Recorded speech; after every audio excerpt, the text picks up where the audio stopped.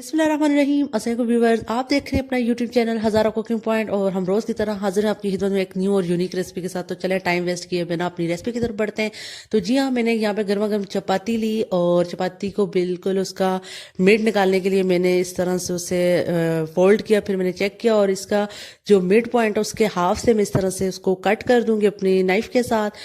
और देन जो घर में आलू का सालन बना था उसकी ग्रेवी को मैंने ट्रायंगल शेप में एक साइड लगा दिया अच्छे से, क्योंकि आज मेरा रोटी के साथ सालन खाने का मूड नहीं था, मेरा मूड था सैंडविच।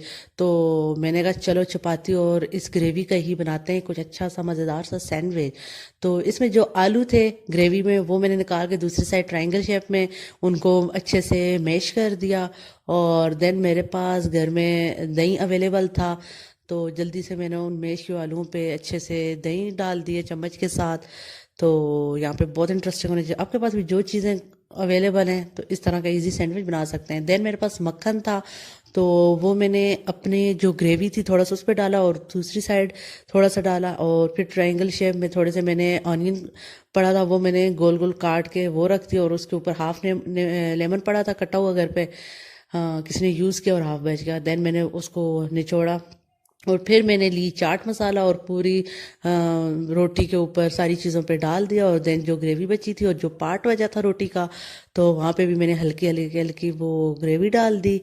तो देन हरी मिर्च तो मस्ट होती है मेरी, और आप चाहें तो स्किप कर सकते हैं। मैंने छोटी छोटी वो काटी और ऊपर बखेर दी। देन इस तरह से इसे फोल्ड कर दिया, तो ये बन गया मज़ेदार सा सैंडविच।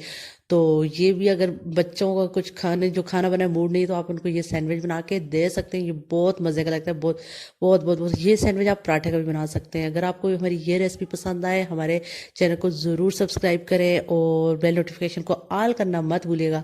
तो यहाँ पे मैं खा रही हूँ, बहुत ही टेस्टी है, बहुत ही मज़े का लग रहा है। क्योंकि रोटी के साथ सालन खाने का तो ज़रा मूड नहीं था मेरा, ना मज़ा आ रहा था, इस तरह बहुत मज़ा आ रहा है। तो आप भी इंजॉय करें और आज के लिए इजाज़त।